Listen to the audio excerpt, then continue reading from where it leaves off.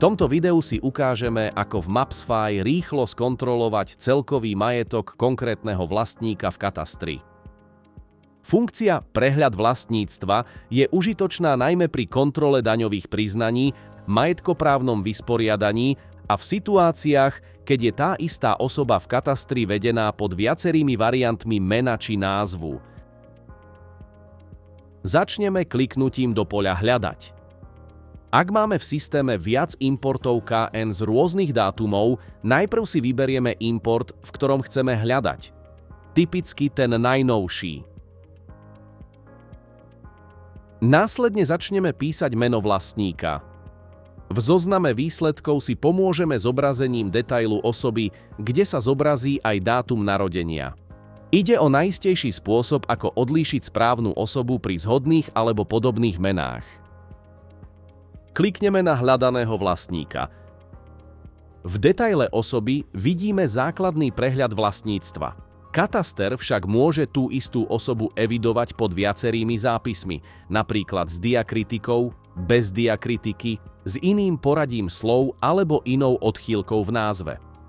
Preto v Mapsfy používame alias, zoskupenie viacerých názvov, ktoré v skutočnosti patria jednej osobe. Vďaka tomu dostaneme jeden spoločný prehľad majetku, aj keď je vlastník v katastri vedený rôzne. Pre vytvorenie nového aliasu prejdeme do časti Prehľad vlastníctva. Aliasy. Pre vyhľadanie všetkých relevantných záznamov použijeme jednoznačný a čistý tvar, ideálne vo formáte priezvisko meno, bez ďalších doplnkov. Následne vyberieme všetky relevantné záznamy, ktoré patria tej istej osobe. Pri výbere sa opierame hlavne o dátum narodenia a kontext z listov vlastníctva. Klikneme na Vytvoriť nový alias. Po vytvorení aliasu sa vľavo zobrazí nový prehľad vlastníctva osoby. Horná časť prehľadu zobrazuje súhrn majetku osoby. Celkový počet listov vlastníctva, parciel, budov a priestorov. Detaily vlastníctva prehliadame cez jednotlivé karty. Pri prechádzaní jednotlivých kariet v prehľade sa nám položky zároveň zvýrazňujú aj v mape. Okamžite teda vidíme, kde sa parcely alebo stavby nachádzajú. V karte parcely C systém automaticky zobrazuje alikvotnú výmeru. To je výmera prepočítaná podľa spoluvlastníckeho podielu, údaj, ktorý je často potrebný pri výrube daní. K dispozícii je zároveň aj rozdelenie výmery podľa druhu pozemku, napríklad orná pôda, záhrada, zastavaná plocha a nádvorie, prípadne ďalšie druhy podľa konkrétneho katastra. Jednotlivé parcely si môžeme pohodlne prezerať listovaním v detaile. Po kliknutí na konkrétnu parcelu sa otvorí detail s informáciami o parcele aj o vlastníkoch na danom liste vlastníctva. To je užitočné, keď chceme pri čiastočnom podiele rýchlo zistiť, kto sú ostatní spoluvlastníci a aké majú podiely. Zobrazenie detailu tiež umožňuje rýchlu tlač listu vlastníctva. Do celkového prehľadu sa vrátime kliknutím na tlačidlo Späť. V karte budovy vidíme, ktoré stavby prislúchajú konkrétnemu vlastníkovi. Ak sú k budove priradené aj priestory, zobrazia sa aj tie. Ak priestory v katastri vedené nie sú, karta priestorov zostane prázdna.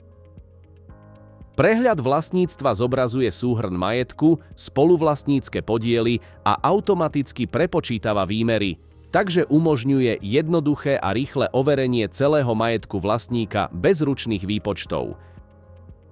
Celkový prehľad majetku vlastníka možno exportovať vo formáte Excel a zobraziť v tabuľke. Informácie o vlastníkovi vieme nájsť aj kliknutím na parcelu priamo v mape.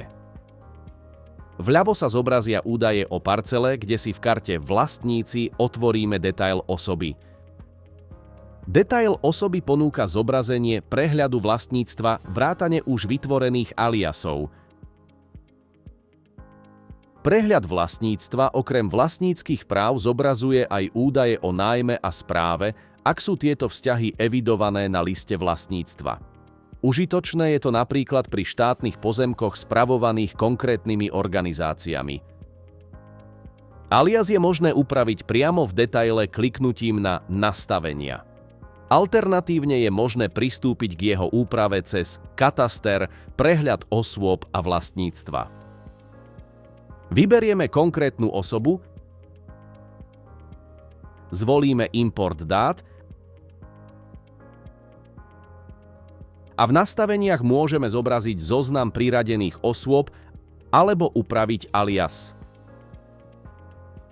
Praktický tip.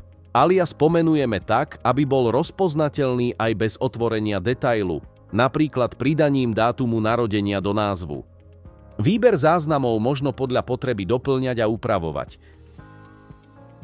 Na záver môžeme využiť ortofotomapu na vizuálnu kontrolu situácie v území, zistiť polohu parciel, ich skutočný stav a rýchlo získať prehľad o vlastníctve a prípadných stavbách, ktoré nie sú zapísané na liste vlastníctva.